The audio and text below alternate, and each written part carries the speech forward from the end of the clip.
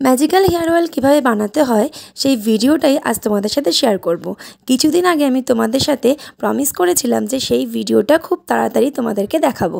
সেই জন্যই আজ আমি সব কিছু ইনগ্রিডিয়েন্টস নিয়ে বসে পড়েছি এই হেয়ার অয়েলটাই তৈরি করতে। আর এই হেয়ার অয়েলটা বানানোর পর তোমরা কীভাবে ইউজ করবে সেটা জানার জন্য অবশ্যই কিন্তু আমার হেয়ার অয়েল মাসাজের ভিডিওগুলো তোমাদেরকে দেখতে হবে। তাহলে চলো দেখে নিই আজ কী লাগবে। প্রথমে কালো জিরে, তারপর নিম পাতা, আর এখানে লাল জবা ফুলের কুড়িগুলো নিয়েছি।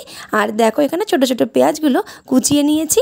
আর অ্যালোভেরা জেল, তোমরা অ্যালোভেরা জেলও ইউজ করতে পারো, আবার কিন্তু নর্মাল অ্যালোভেরা ইউজ করতে পারো। কারি পাতা, লাল জবা ফুল, আর ভিটামিন ই ক্যাপসুল, আর মেথি। এই জিনিসগুলো কিন্তু সবই আমরা এই তেলের মধ্যে অ্যাড করে থাকবো। আর যেহেতু এখানে লাগবে হচ্ছে কোকোনাট অয়েল, তাই আগেই কোকোনাট অয়েলটা আমি কড়ার মধ্যে দিয়ে নিচ্ছি পরিমাণ মতন। যে যতটা তৈরি করতে চাইছো সেই অনুযায়ী কিন্তু কোকোনাট অয়েল নেবে। আর তেলটা যদি বেশি করে তৈরি করা থাকে তাহলে কিন্তু বেনিফিট আমাদেরই, বারবার আর সব কিছু জোগাড় করে তেল বানাতে বসতে হয় না। তো যাই হোক, গ্যাসটা জ্বেলে নিয়ে এবার কিন্তু কোকোনাট অয়েলটাকে ভালো করে একটু ফুটিয়ে নেব। অল্প একটু জাস্ট 2-3 মিনিট ফোটানোর পর এক এক করে সব জিনিসগুলো এই তেলের মধ্যে দিয়ে দেব।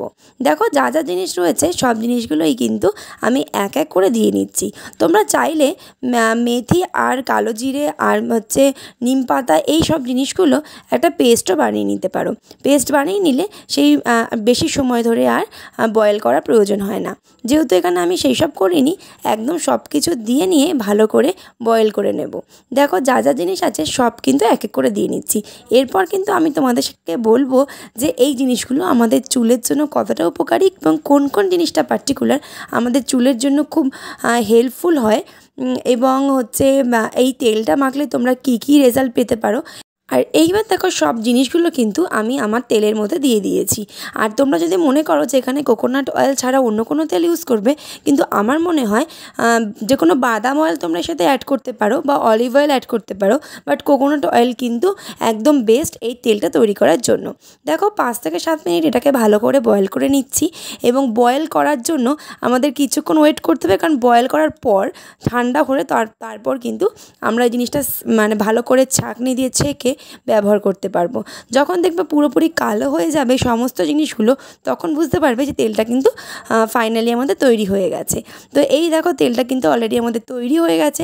এইবার আমি একটা বোতলে ঢেলে নেব, কারণ ঠান্ডা হওয়ার পর অবশ্যই তাই ঠান্ডা হওয়ার পর ঢালতে হবে, নাহলে বোতলটা নষ্ট হয়ে যেতে পারে। আর তোমাদের কাছে যদি কাঁচের জার থাকে তাহলে অবশ্যই কিন্তু কাঁচের জারের মধ্যেই তেলটাকে ঢেলে রাখবে, তাতে তেলটা অনেক দিন পর্যন্ত ভালো থাকে।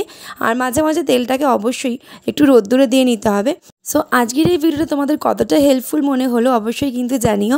আর যদি কেউ ইউজ করে ভালো রেজাল্ট পাও অবশ্যই কমেন্ট করে জানাতে কিন্তু ভুলো না।